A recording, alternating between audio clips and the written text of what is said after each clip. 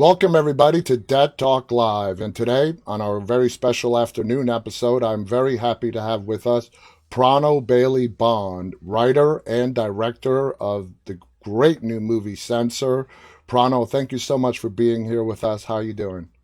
I'm great, thanks. Thank you for having me. It's a pleasure. It is my pleasure to have you here with us, and we have so much to talk about. First of all, I want to say you have such a cool name. Prano Thank Bailey Bond. That is just such a cool name. Anyway, with that out of the way, Censor. Okay, let's just go right into Censor. We have so much to talk about with this movie. It's been advertised here in the United States for several months. I've Mhm. been reading about it to my viewers. I've been showing them trailers. We've been watching them at the same time. Finally got released and I watched it. I loved it. Now the premise of Censor, the movie takes place in the 1980s. Okay. Yeah. Now in the 1980s, I was 6 to 16. That was my decade right there. So I was still pretty young. Now the movie really touches upon how back then uh, the media was really attacking the horror genre for a lot of real world bad stuff that people were doing. They were blaming movies, basically. Yeah. Now, as the writer of this film, uh, was that really how it went down in the United Kingdom?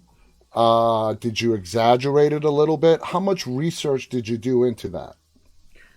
No exaggeration whatsoever. In fact, there's more bonkers, crazy stuff that happened that kind of needs to be in a documentary because if it's in a fiction, you just think it's made up. The headlines and the tabloid like newspapers were going for horror. They were basically saying that VHS horror was the reason for all the terrible things that were happening in the world. And there were headlines like taken over by something evil from the TV set with these like illustrations of kids watching TV with these like goat demons coming out of the TV to like grab the children. There was this amazing headline which was called Pony Maniac Strikes Again. Oh man. And it was only a tiny little article, but it was about an attack on ponies in a rural part of England. And the police statement for this act of violence on ponies was that the attacker was probably affected by either video nasties or the full moon. And you're like, okay, so not only is it video nasties that are making people do these things, but also now the police believe that the moon has supernatural powers. So it was just this really insane time. And obviously, I was really young. So I'm looking back at that time, remembering little snippets, but mostly I've been kind of looking back as an adult and, you know, knowing the environment and kind of Thatcher's Britain that I Yeah. grew up in. You really see that VHS horror became a really easy scapegoat for, decisions that politicians were making Yeah. that were, making life not as good for society. It was. Um, I'm sorry. I was I just don't going to say it was easier for the media to blame movies, the full moon, rather than the real scary truth that evil lies within people. Yeah, You know, exactly. like I said, I was pretty young back in the '80s as well. My brother, who's over 9 years older than me, I asked him after watching Censor, "Do you remember anything like this happening in the United States?" He's like, "Yeah, yeah." He didn't, here. The movies that were displayed in Censor, your movie, is what here in the United States we would call like the B type horror movies in the Yeah. 80s, where they were just going for as much gore, guts, and blood as they possibly could. In your research, was the United Kingdom like the forefront of the media problem? Did it spill over a lot into the United States as well? It feels like this specific thing around video nasty it was very much a UK thing. The United Kingdom had one of the most conservative reactions, in the Western world to these films, and that's the thing that's really bizarre about it. I mean, I've heard people over in the States compare it to the Satanic Panic, Yeah. and that there are maybe equivalents with like rock music and things like that over there. But I And don't now video think games too. exactly, yeah. And in the 50s, it was comic books that were Yeah. going to turn little boys into monsters, you know. And but it's really mad that there was just this little pocket of time for the UK where this reaction happened. And it's kind of off the back of, you know, you've got to remember that VHS was a new form of technology, and there was this real fear around how this like ability to watch films in our own homes, rewind and rewatch things over and over again. Those were the things the censors were concerned about. Mm-hmm. Obviously, also the fact that anyone could get their hands on these films in the home. Yeah. But it's quite crazy when you think about it now. I mean, all those films have been remade, not all of them, Mm-hmm. obviously, but the ones that people kind of really remember and celebrate. They've been remade, things like The Evil Dead, Texas Chainsaw Massacre, Cannibal Holocaust, I Spit on Your Grave. Oh yeah. And now we have, like, you know, we're being sold the freedom to watch what we want when we want now. And it's just flipped so much. So I just find it really interesting that we have these little moments in history where we're just so scared of what a new form of technology is going to do to us. Like we think that, you know, we're like one bit of technology away from just snapping and Mm-hmm. our like inner dark side being unleashed. Yeah. And you know how scared we are of Yeah. ourselves in a Yeah. way. It's Uh, really interesting. a lot of people don't realize that the United Kingdom and the United States have two completely different rating systems for when it comes to films. Like here we have the R rating, the PG-13. There, what like in today's world, what is the equivalent of an R rating in the United Kingdom? I think it would be an 18. Okay, Yeah. so they do it It's by fun. age. I've got badges from the BBFC. One second, I'm going to get them. Hang on. Okay, Hopefully, I won't destroy my little no, no, setup. I'd love to see that. So the BBFC sent me a little gift bag. So I have these, which are the ratings here. So Wow. these are badges. Yeah. So you've got U certificate, PG, so parental guidance, 12A, uh, 12. 12, and 15 and 18. So I guess 18 is probably your R, I would have thought. Yeah, So yeah, yeah. I Is thought one for every occasion. that is so cool. I never seen that before, so thank you for sharing that with us. Now let's go back to the movie. Uh, the the story, the film, uh, fell on the character on of Enid on her shoulders, and Niam. Did I pronounce her name correct? It's Neve. It's an Irish name, so it's yeah. Neve did a brilliant job of carrying this movie from a woman who took her job very seriously as a censor, and then we find out she has suffered a past trauma. And what I loved what you did in both writing and directing this and bringing it to life is how you blended this rational woman in the beginning, and slowly as the film progressed, you saw film, reality, her job meld into one. Mm. In the writing part, was that very difficult for you to do? It was definitely, I think writing is one of the most difficult parts of filmmaking because you're doing so much research and you've got so many ideas and then you're trying to make those into a story that you know keeps all the bits that you need and says things in the way you want them to and has a meaning. So I definitely found the writing part for me anyway is always one of the most challenging parts. I guess I always sort of broke down the film into worlds. So I imagined her reality as, you know, Thatcher's Britain, grey, oppressive, bleak. You know, we often see the 80s as like this very hyper pop version where it's like big ghetto blasters and shoulder pads and things. But that's not the 80s that I Mm-hmm. see when I look at pictures of my childhood and real life in the UK. It was kind of much more, I don't know, drudgy and dowdy Yeah. than all that. you know? So I kind of broke it into, so you've got her reality and then you have her memories, her, which are very unreliable as memories are, her dreams and the worlds of the video nasties. And I kind of, I guess, built those worlds even as I was writing. You've kind of picturing them, and I am quite visual and audial when I write. I write in lots of detail about sound and image. And but you're kind of building those worlds and sort of imagining how they're going to weave together, like you described. So that's certainly something that you're putting together in the script, but also the idea is inherently doing that as well, because it's about somebody who is has a gap in their memory and they're filling that gap with fiction.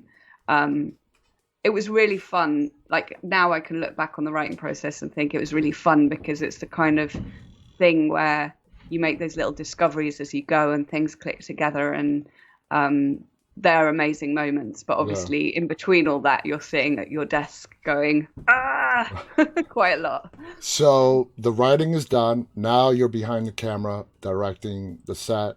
Principal photography has started. Uh, how? First of all, let me ask you this question: Was the casting process for Enid? Did it take a long time for you to find the person that you wanted to represent Enid?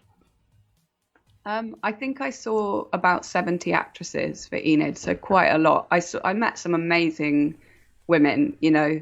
It was really incredible because you start to go, wow, there's so many amazing actresses out there. But Neve came in and read for the part, and I'd seen her in a show over here. It's a TV series called The Virtues, Mm-hmm. and I'd already met her as well before that. We were on this kind of Screen International cohort thing called the Screen Stars of Tomorrow. So I'd met her there, saw her in The Virtues, and was like, wow. I mean, she's nothing like Enid in The Virtues at all. But she's incredible in that. And I was like, okay, this is a really interesting actress. I knew when I was writing the script that I would have to find somebody who could carry the film Exactly. because she's in every single scene ultimately except for when she's a child. So this actor is going to have to be somebody that will keep our attention, but not just that.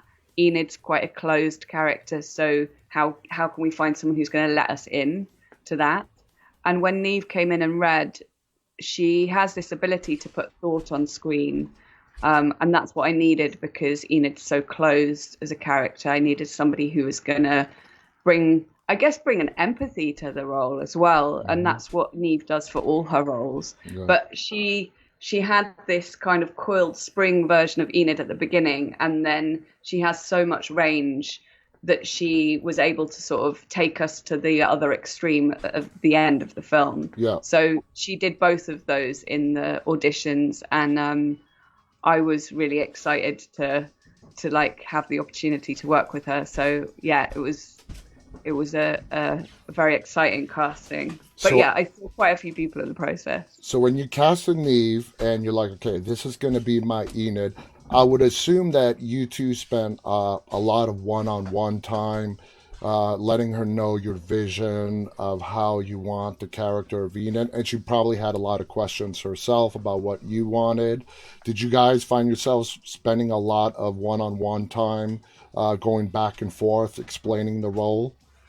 Yeah, 100%. We cast Neve maybe a couple of months before we shot, so we had this buffer period where maybe it wasn't even that much, but it felt like we had a good chunk of time. But Neve was actually working in Cape Town, so Okay. we did everything via Skype. Like the majority of our conversations were on Skype, so we'd like jump on Skype every weekend, and in the week I would have been sending her essays and newspaper headlines and films and all kinds of things to look at and research.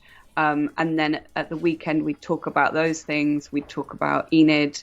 You're basically trying to transfer all the ideas and thoughts you've had when you've been writing the script into the actor's head, but then also leave enough space for them to bring their ideas as well and make sure that those ideas work with the story that you're telling. But I think it's important that you're leaving room for the actor to take Yeah. ownership of the character, basically. So You don't want to um, suffocate them.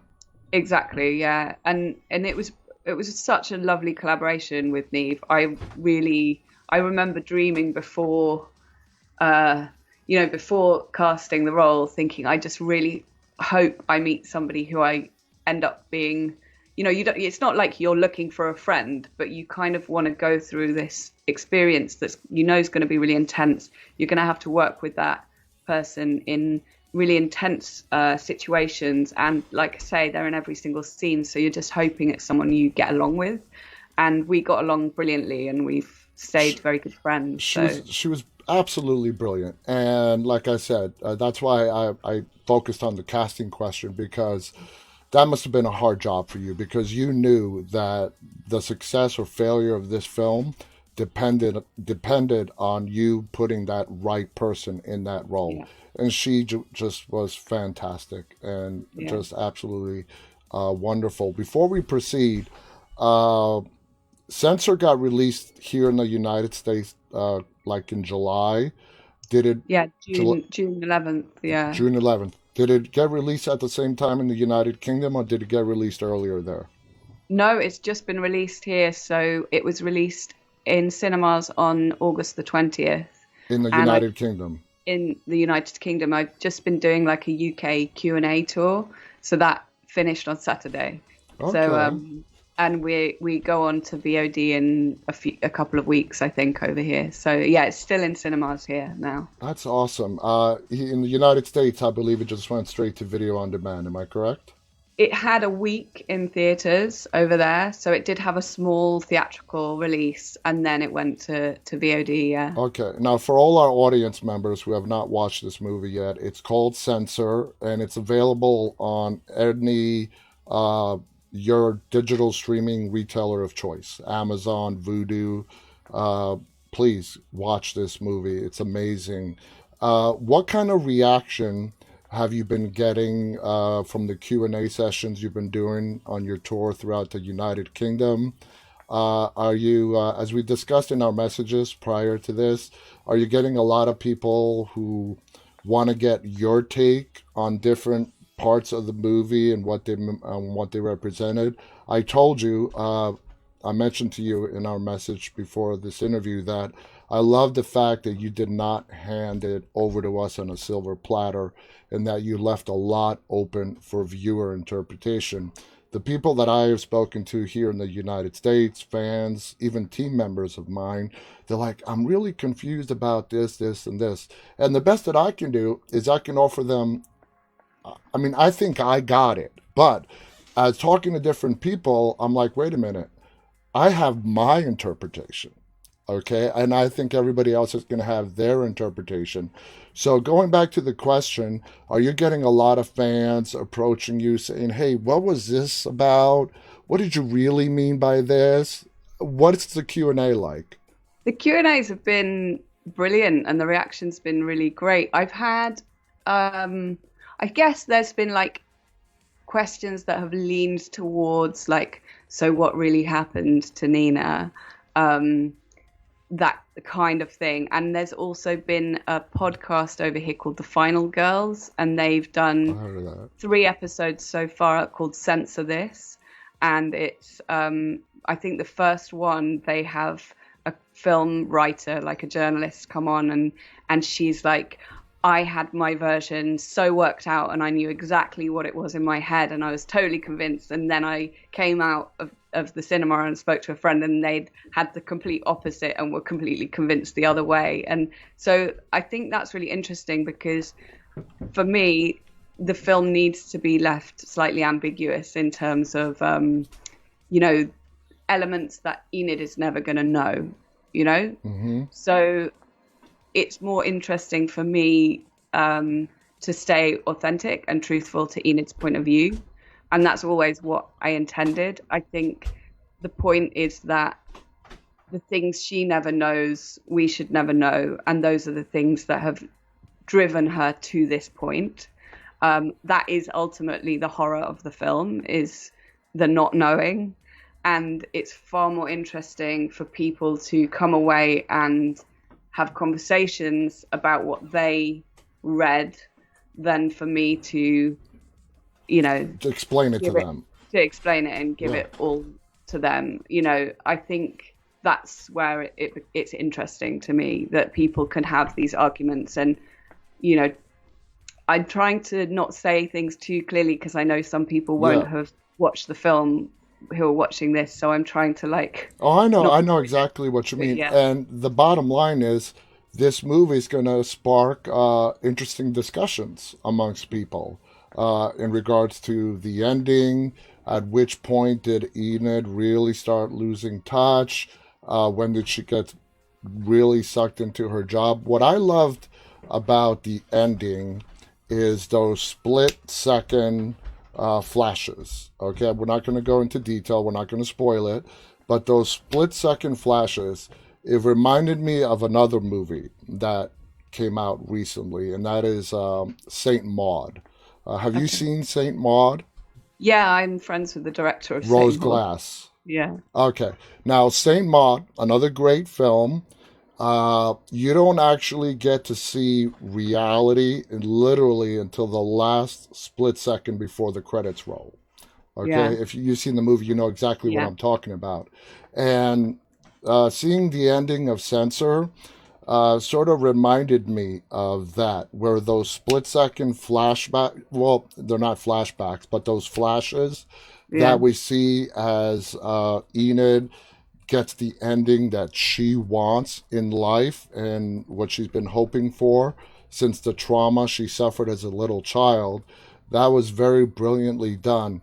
Uh, when it came to the directing part, okay, and even afterwards, post production, when because you are also an editor. I don't know if you played a part in editing this, but were you in the editing room with the editors working out that last 5 minutes and how you wanted it to be shown on the screen? yeah. I mean, you plan everything in advance in terms of like something like that moment. The moments you're describing are very carefully shot in order to be able to achieve that in the edit because um, if you break down what you're seeing, the actors are in exactly the same place, in the same location, but we've taken, some of the dressing out of the background. We've changed their clothes. Then, there's the post-production side, but on set, you're keeping everything as accurate as possible. You need the shot to be locked off. So it's really carefully, precisely shot in order to get the results you need in the edit. So you're planning that in advance of even shooting it. And then I worked with a really great editor called Mark Towns, who also edited Saint Maud, funnily enough. That's right.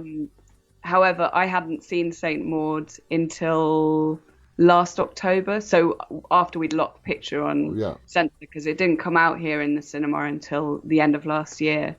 And I could see why people might draw that comparison, even though they're very different endings in lots of other ways. But Hmm. there's a similar technique being used there. But it's interesting because obviously we both made our films quite separately. So yeah, then in the edit room, I mean, essentially the editor is assembling the film as you're shooting. So with that end sequence, I remember seeing that for the first time assembled, and it was quite funny actually because my editor Mark had received the rushes for the scenes, and he hadn't been sent the sound for some reason. So he thought we just hadn't shot sound, and I think suggested to use the Blank Mass track that's on there. It's called Chernobyl, and he put that on, and it's really immersive, and it makes you feel like you're kind of in this sort of strange floaty bubble. And then Enid was just miming the dialogue, and I came away and I was like, I love that. I love that you left the sound out. And he said, oh well, nobody sent me the sound. I thought you didn't shoot sound. And I said, no, we shot sound, because I remembered very clearly, and it was there. It was just, it hadn't been sent over properly. But I was like, let's leave it with no dialogue. Let's keep her miming, because it felt more like she was in this sort of strange fantasy bubble. So there's like little happy accidents that happen like that. But Mark put that sequence together in the edit, and we did work on it more together. But it was one of the sequences that I remember it didn't change a huge amount. Like there's some scenes that the editor will assemble that Hmm. scene and you kind of keep needing to like work on it and change it and you're trying to find the right way around. Whereas that scene was one of the scenes that didn't have loads of fiddling done to it. Yeah, It just felt quite, and I like it when that happens, like that you kind of find the way it's supposed to be yeah, quite early on. That makes it feel like, as a director, you've kind of done a good job of that scene, basically. Everybody, exactly. yeah. Now So be now being an editor, and I think that is a great advantage when someone is directing. A lot of directors don't really understand the process of editing. Some do, some really don't. They know how to go in the editing room and post and work with the editors. But you being an editor and being behind the camera, how much of a boost and a leg up do you think that gives you? Just knowing how it's going to be put together afterwards. I think it's really helpful because when you're planning how you're going to shoot a scene, you can be quite clear in your head how you're going to cut it together. Mm-hmm. So it means that you're not wasting time getting shots that you don't think you're going to need. Yeah. So it means that I'll go into a scene hopefully being more efficient because there's never enough time to shoot all the things you want. So knowing that this is how you want the scene to play out, even if that does change. Like it might be that you get on set and you can't do something or you find a better way, and then it may be that you send that over to the editor and they do something that you didn't expect that you're really excited by. Things transform, but at least you're going in with quite a clear plan. And I definitely think that having a background in editing makes me feel more confident in that sense. Like Yeah. if you need to drop something or combine two shots, you kind of know how it's going to cut. But also my background has been, a lot in factual editing, so documentary, and in documentary editing, you're finding the story a lot of the time in the edit. So there's an element of being a writer with pictures when you're, I Yeah. think, editing factual. So it's got that storytelling training as well as the kind of on-set, like nuts and bolts of putting a scene together training. So I always say if any young filmmaker, I'm like, learn to edit. Yeah. Even if you want to be a DOP, if you want to shoot and be a cinematographer, I think if you know how to edit, you're gonna shoot stuff that just comes together more beautifully, I think. And going, just staying on this editor thing, just for a little bit longer, there are so many kids out there, teenagers, who have access to technology that didn't exist 20, 30 years ago. And they come out with these amazing edits and they send them to me. And I'm like, wow, you got real talent. And if you ever want a career in this industry, just the skills that you have now will give you such a boost and a leg up, whether you decide to go to film school after high school or whatever. It's a real big boost. Now, going back to Enid, I want to, because the movie is up to interpretation, and I believe a lot of it is, even you as the writer, you probably just have your opinion of what happens to Enid. I don't want to hear your opinion on this. Do you think Enid was over that cliff's edge from the very beginning of the film, and she was just really good at concealing it for the first half of the film? Or do you believe there was a trigger when she saw that one film that pushed her over the cliff? So good question. It's something we talked about a lot in the development process. I always saw her as fairly over the cliff from the start. And one of the conversations that we'd have a lot in development with the executives were conversations around like how broken is she at the beginning and allowing her to have somewhere to go. Because I always saw her as being quite cracked right from the start. But this is somebody who's basically like holding their life together in the only way that they know how, but also in a way hasn't really ever lived. Mm-hmm. She's not really got a social life. She's lived her life in guilt. She's afraid of letting people in because she believes that deep down she's a terrible person and that she's rotten inside. and if people get too close, they might work that out as well. Hmm. So she's kind of concealing a lot at the beginning, and I see this as a film about self-censorship, and as well as censorship in art and film, it's about a person who's censoring who they are and who they think they are, and because of that, they have this very difficult relationship with maybe the darker side of themselves, Yeah. which you see in the scene where she meets Frederick North for the first time, and he says, you know, something about you need to get in touch with the dark side of yourself, and she says there I is no love that scene. side. I love that scene in the woods. I think that's the at the heart of the film really is this is a person who will not acknowledge that they have a dark side, and we all have a dark side, Yeah. and the more we pretend that that doesn't exist, and the same way you can do with horror and with society and all the bad things, actually the worse it's going to get. We have to kind of acknowledge these things and deal with them, and that's Yeah. the healthy way, in my opinion. And I think it's why repression is such a great subject for horror, because horror is like the return of the repressed. It's the thing that's going to basically boil up Yep. and become more and more twisted the more you fight it, and eventually it's going to turn into a monster and it's going to eat you. The thing that you don't want to face in yourself or you don't want to face in the world, it'll Yep. come and get you in the end. Now, is Enid's profession just something that she just fell into, or is it still her trying to? Well, she hasn't given up on her family and searching. Do you think her profession as a censor is her way of not stop looking and continuing to look to see if she will find that thing that she's been missing?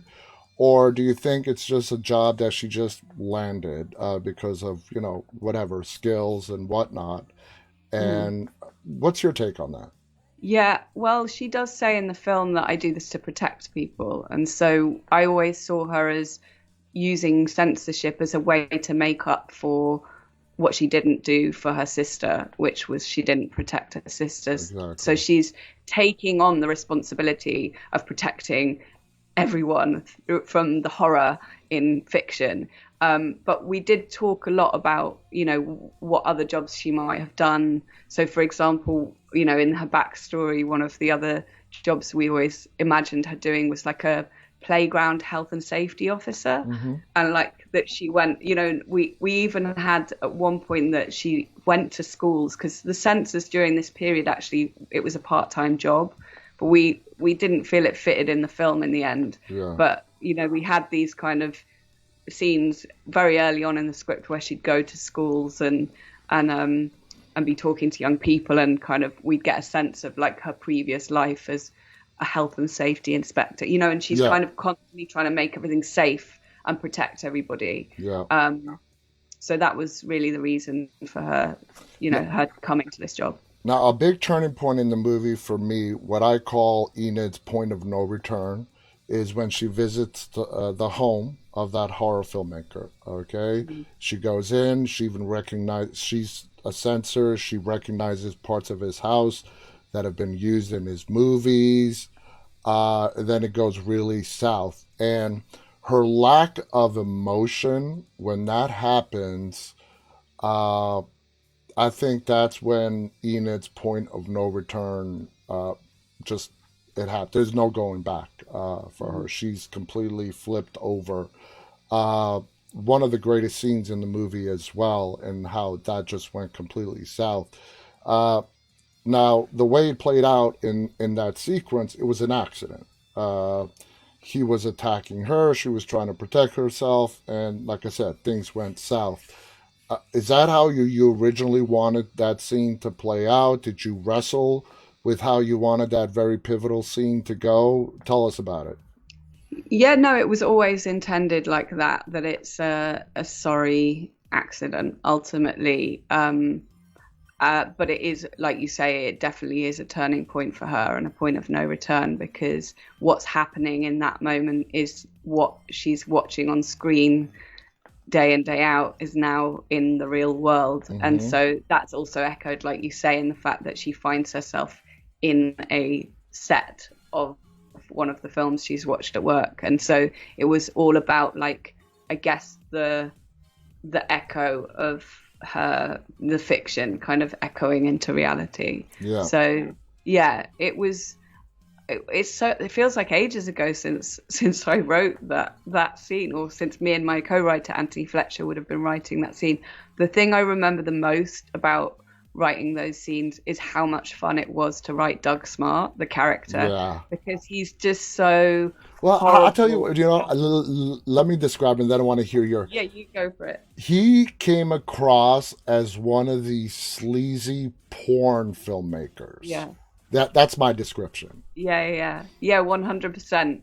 And there's something about writing characters that are kind of unashamedly awful, Yeah. but also he does have this sort of vulnerability in a way, because he's got an ego, you Hmm. know, and his ego can be bruised, and that makes him dangerous. Yeah. And so that kind of character is really, really fun to write. So it was weird, because I felt like he just somehow like rolled off off the tongue. Is that the right way when you're Yeah. writing? But I don't know. I have like an inner sleazy uh, porn filmmaker in me or something, that like it just came out very naturally. Do you, Yeah, do you think what was his character's name? Doug, right? Doug. Doug Yeah. Smart. Yeah. Yeah. And Frederick, do you think they saw behind the facade that Enid was putting up, like when Doug first meets her at the office? You think him, and then of course Frederick later on in the woods, they saw through that facade of this that, like I said, she was putting up, of trying to protect people, and saw the dark nature inside her? I don't think they do. The funny thing with directing those scenes is you're in Enid's head, so you need to make the scenes work for Enid's perspective. But actually, the other characters, they're maybe not even intending what she's interpreting in the way that she's interpreting it. You Hmm. know, so Doug sees her as a pretty thing. Yeah. He's probably seen her name in the papers because of Yeah. what's I happened with mean, the amnesiac killer. he's a pure misogynist. Yeah, exactly. And Frederick is a, egotistical director who's thoroughly bored by these actresses who keep turning up, So there's always another perspective, but the challenge on set with, directing the other actor in the scene was always that you need to make it truthful for that character, but also we're in Enid's head. So we Hmm. need to be hearing it how Enid hears it. But I also wanted it to feel like it could work if we were in their version of the scene as Yeah. well. Now, in the towards the middle end, and towards the beginning of the third act, or middle of the third act, the best way to describe Enid is sort of what in real life would be a stalker fan, a person who doesn't differentiate an actor's character from the actor doing the job, Mm, and that happens a lot. It happens to yeah. people today, where they do a job and their character does something that the audience doesn't like, and the actor receives death threats, which Mm, is ridiculous. But that's the kind of personality and persona that Enid takes on. And it's very weird because she works in the industry where she knows better. But that rational side of her brain completely shuts down. Okay, just mm. completely disappears.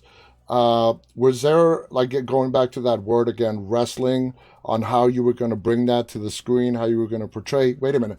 How is this person whose job is to look at these films, know that they're fake? There's discussions in the movie when they're in the break room and they're talking about the guts they just saw on the scene and sausages. So, I mean, these people obviously know the difference. When did that break? How do you explain that break? But even in that opening scene, her colleague is saying to her, no one's going to think this is a documentary, it's so fake. One of the first lines that's delivered to her, she's taking it very seriously, Yeah. even at that point. So Enid's got an obsession, and her obsession is also her Achilles heel, which is her sister and Yes. the tragedy and the need to make up for whatever went wrong, back then. and that is her blinkered, that she's completely blinkered to everything else. So I had this like visual theme as well through the film of her kind of traveling down dark corridors and alleyways, and this idea that this is a woman who's becoming more and more enclosed in the way she thinks, the way she sees the world, and what she wants to get, like what Mm-hmm. her goal is.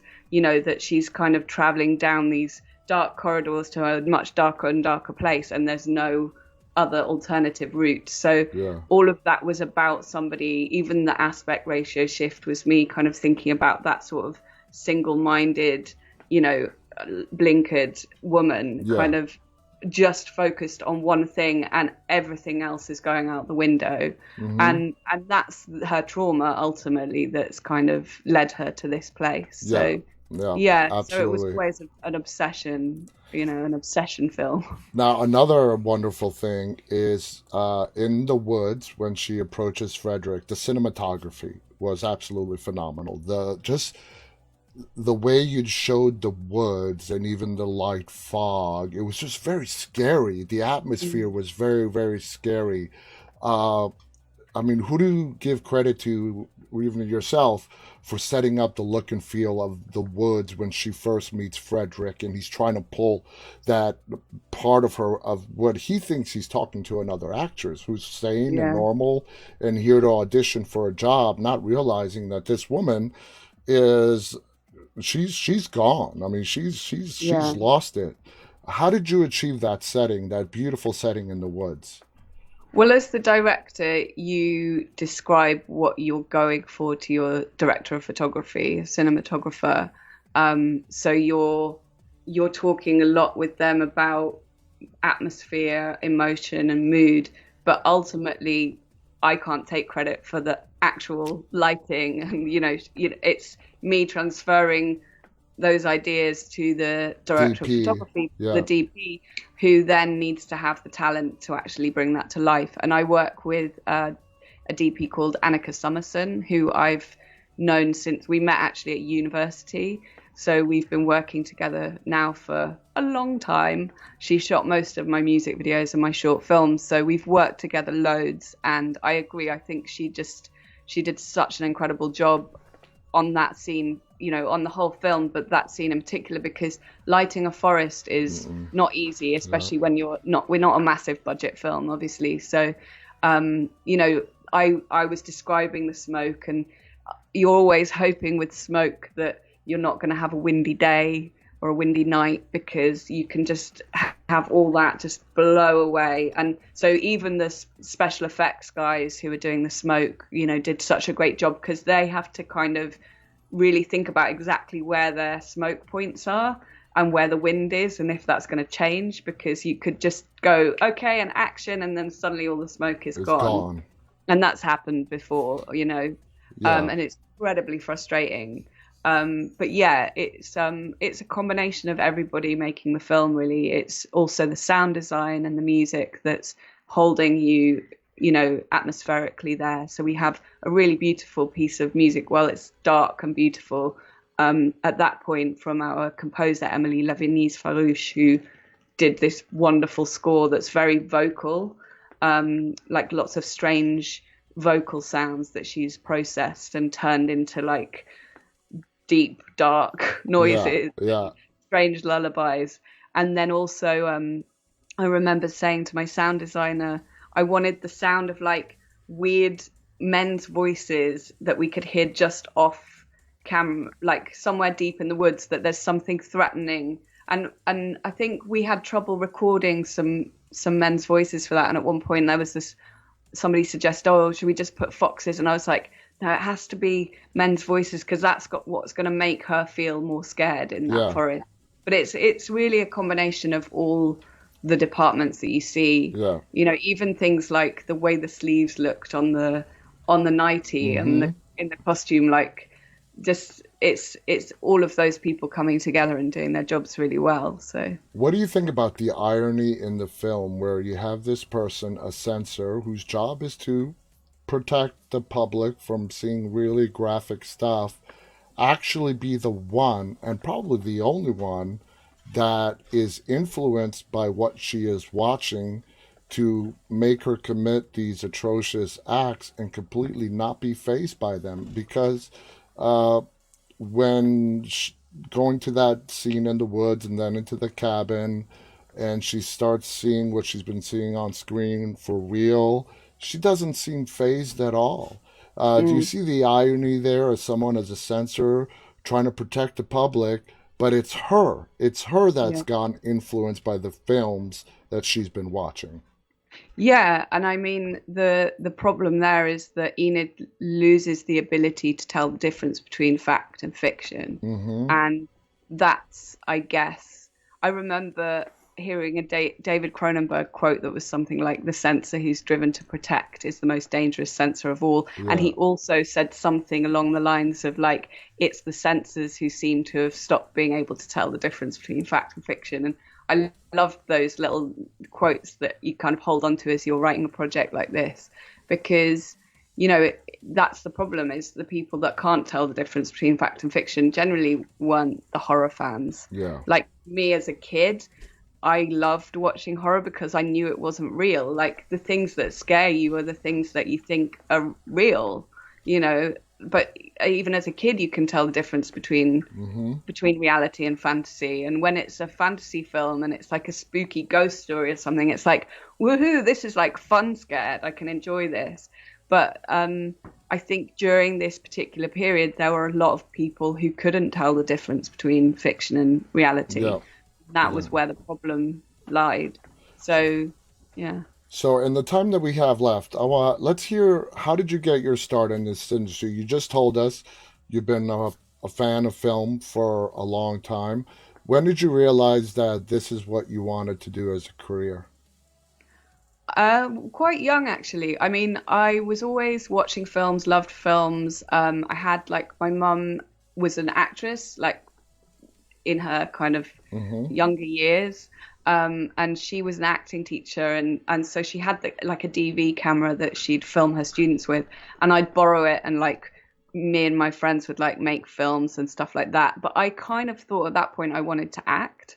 And then it wasn't until I went and did a performing arts course and I got the opportunity to direct that I realized that actually it was shaping something from the outside that I was really excited by, because it fused my passion for performance, storytelling, and art. I was really into painting weird pictures and stuff. And then, I was much more interested. That was a theatre course, but I really wanted to make films because I wanted to be able to control point of view. And so, really, from there, which would have been about 16, 17, I kind of decided I want to make films and, tell stories through films. And I didn't really differentiate between directing and editing at that point. It was like I was just doing everything because I didn't have anybody else to make, films with. Exactly, exactly. When you're starting Yeah, out, you got to wear a lot of hats. yeah. What was your first directorial debut film? Like you would say your first like professionally accredited directorial debut. I mean, I made loads of short films. Like, I made my first short when I was 17, again, just me with my friends and stuff. And then I made short films through university and then, I don't know if short films count because they're not, No, I they mean, you're do. They're very credited. popular. Well, in that case, I guess, yeah, it would probably be where I was working with a crew would have been a short that I made probably like 2006, 2007. Okay. And that was called The House of Virgins. And it was about a God-fearing old lady who has to look after a small boy, and she thinks he's a sinner, and she ends up basically killing him and eating his heart. Yeah. So that was lovely.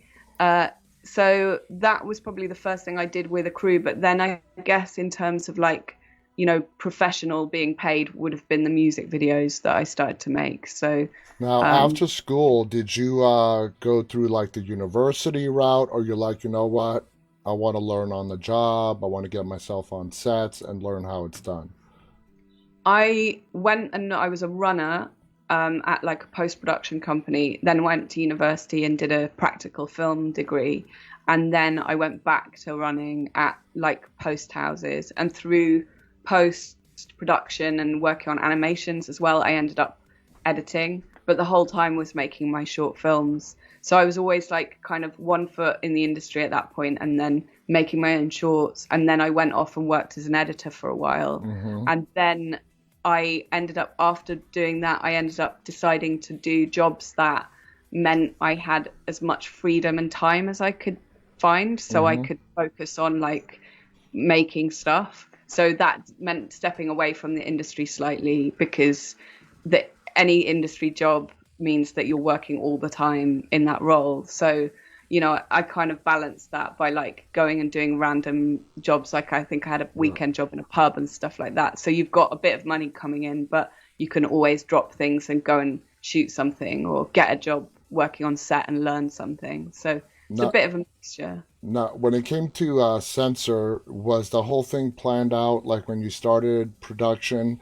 did you have like distribution already in place, or did you guys go through the film festivals? How did you end up, going from production to distribution? Did you have to go through the film festival circuit? Yeah, so we had a sales agent, Protagonist Pictures. We had them on board at stage, so before Okay, we shot the film, and then the film world premiered at Sundance this year, nice. and that was where we got most of our distribution deals. So Magnolia in the US, and then MGM bought the film for most of the rest of the world. So in the UK, we're with Vertigo releasing and MGM partnering.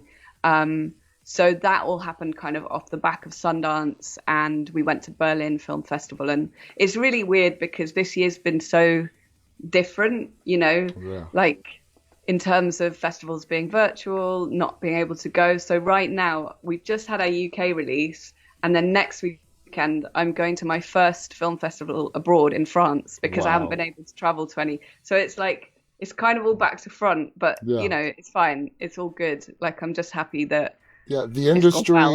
is finding its way on how to. We're Yeah. still in COVID. We're not, hope we were all hoping we would be done with it by now, but we're not. We're still in the middle of COVID and everything. A lot of stuff is still being done virtually. But to be shown at Sundance and to get picked up, congratulations on that. Thank That's you. that's that's awesome.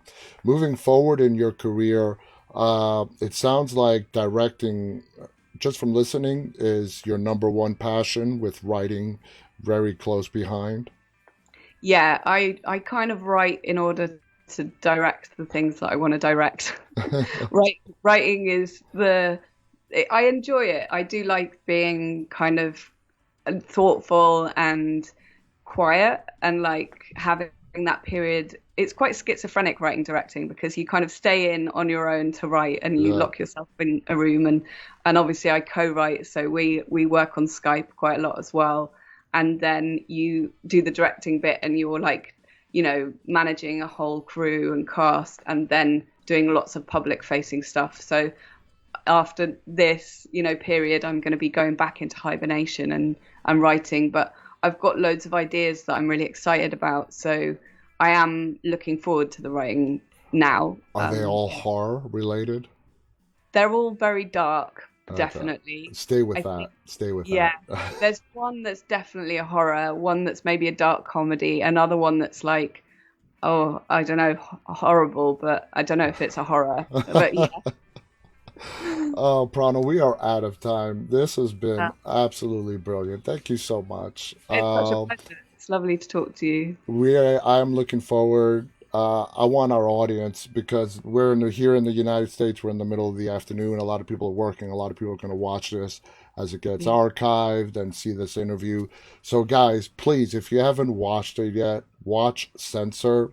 It's available on Amazon here in the United States, at least. Vudu, Amazon Prime, Google Play. It's everywhere. Okay, you won't be disappointed. You'll love the film. Prano Bailey Bond here wrote it, directed. Did you have any part in producing? No, it was produced by Helen Jones. Okay, Yeah. okay. So please check it out. Any final thoughts you want to share with our audience before we go? Yeah, please check it out. Exactly Yes. what you said. You've already said it. Check it out. Hope you enjoy Please it. And watch Censor. It's an amazing film, especially if you watch Saint Maud and you love Saint Maud.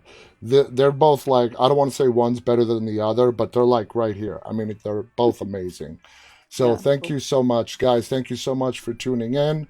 We'll be back with you again tomorrow. I want to thank Prano for being our guest, and everyone stay safe and remember, always stay walking. Have a good one. Bye bye.